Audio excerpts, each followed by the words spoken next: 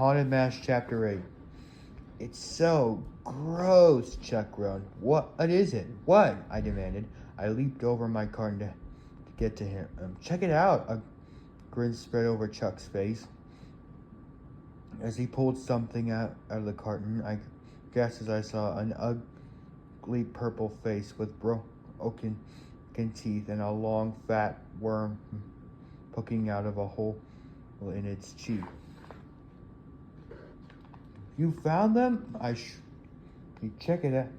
Chuck let out a gleeful laugh. A whole carton of bats, and they're all totally gross. I grabbed the mask from his hand and it feels so warm. It feels so cool. It was so cold down that basement. Why did that mask feel warm? The warm bolt bobbled out of the ugly face as if it were alive. I dropped the mask, plunged it into my hand, the mask plunged my hand into the carton and pulled out another one. A disgusting pig face with thick gobs of green stuff dripping out from its snout. This one looks like Carly Beth, Chuck joked.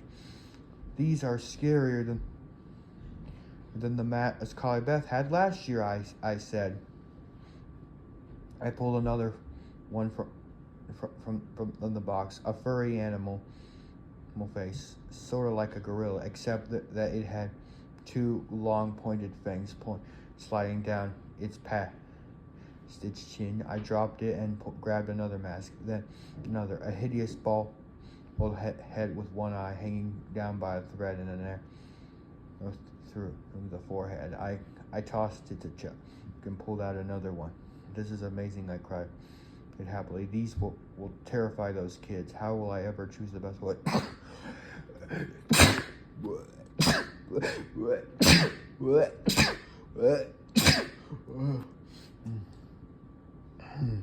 Chuck let out a disgusting groan and dropped up the mask he was holding in the box. They felt like real skin. They're so warm. I didn't pay any attention to him. I was busy digging to the bottom of the carton. I wanted to check out each mask before I made my first choice. I wanted the scariest, grossest mask in the box. I wanted a mask that would give those first graders more nightmares than they had given me. I pulled out a mask of a girl's face with a lizard head poking out of her mouth. No, not scary enough. I pulled out a mask of a snarling wolf, its lips pulled back into two jagged rows of pointed teeth, too wimpy. I pulled out an ugly mask of a leering old man, his mouth twisted in an evil grin. One long, crooked tooth stuck down and over his lower lip.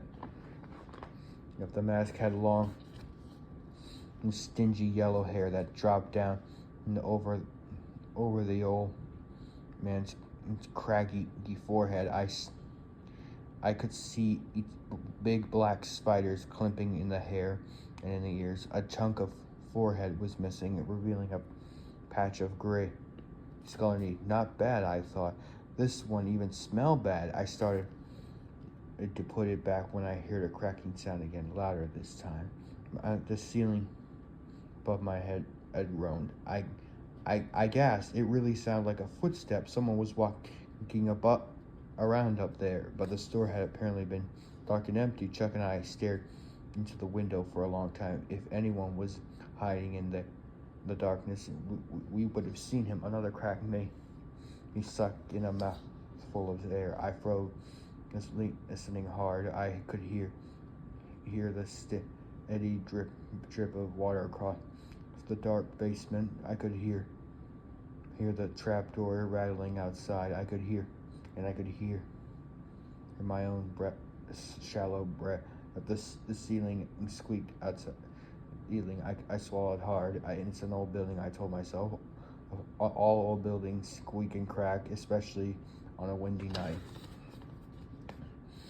A scraping footstep made me gasp out loud. Chuck, did you hear that? Gripping the old man mask, I listened hard. Did you hear that? I whispered.